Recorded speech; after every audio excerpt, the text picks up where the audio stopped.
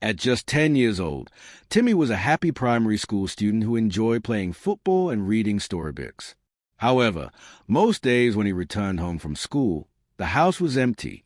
His parents, Mr. and Mrs. A, owned a large shop in the market and worked hard to provide for him. The school bus would drop him off at home by 3 o'clock in the afternoon, leaving him alone until his mother returned at 6 o'clock. Timi didn't understand what was happening. Feeling lonely one evening, he informed his parents, "I don't like being at home alone. We're sorry." Timi gently. His mother added, "We have to work hard for a few hours to pay for your school fees and everything you need." Timi acknowledged their struggle and nodded, but he secretly hoped they had more time for him. Mrs. A came up with a solution one day. "Auntie B next door will take care of you till we come home," she told Timi. Their amiable neighbor, Auntie B, was a young woman in her late 20s who lived alone. She was usually smiling and frequently offered Timi little goodies, and his parents had great faith in her, Mama. Timi acknowledged that he knew Auntie. After that, Timi began spending his afternoons at Auntie B's house. It was small but tidy, and she always greeted him with food and a smile. "How was school today?" she would ask as she handed him a plate of food. At first, Timi felt a little shy, but she made him laugh with her funny stories, and she even let him watch cartoons. Soon, he started looking. During his time there, Auntie Bisi gave him a brand new football as a special gift one day. She said, "This is for you, Timi." With a smile, "You're like the little brother I never had." Timi smiled, feeling special and appreciated. But one afternoon, after finishing his homework, Auntie B sat down next to him on the couch and said, "Let's play a special game. It's just for us. Don't tell anyone, okay?"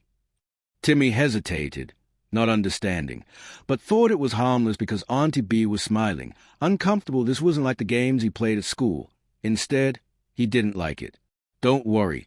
Auntie Bisi assured me that you'll understand soon," he said softly, but Timi didn't feel reassured. Instead, he felt confused, scared, and uneasy, and he didn't know how to explain what was happening.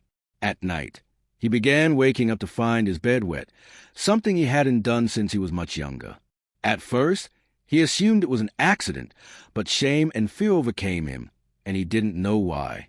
One evening, while sitting alone in his room, he wished he could talk to someone. The following day at school, his teacher, Mrs. Okoro, noticed something was amiss. Timi, who was usually happy and lively, was now silent and aloof. When she asked him nicely if everything was well, he paused and stared at his desk, unable to find the right words. Later, Mrs. Okoro gently pulled him aside and told him that he could tell her anything.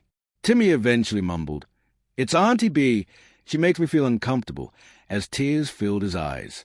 Mrs. Okoro listened intently to her worried expression.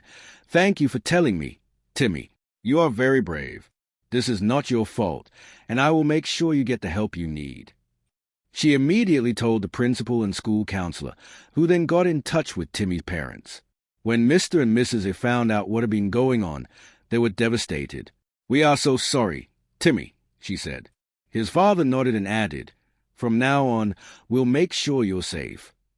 His mother held him close and said, "We should have listened to you earlier." Opposition to the police soon after Auntie Bisi was arrested in the neighborhood discovered the truth behind her warm smile. Timi was reassured by a kind officer that he had done the right thing. Determined to be more involved in their son's life, Timi's parents changed their schedule so that he was never alone after school, and took him to a counselor who assisted him in processing his feelings and recovering.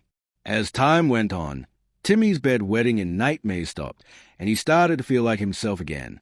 He was playing football with his friends, grinning and laughing just like before. One day, he went to Mrs. Okoro at school and thanked her for helping him, saying, "You're very brave, Timi." She smiled warmly in return, and Timi learned a valuable lesson. Speaking up when something feels wrong is always acceptable because there are people who will listen, believe, and defend you. Don't forget to subscribe to the channel for more incredible subjects that are in store for you.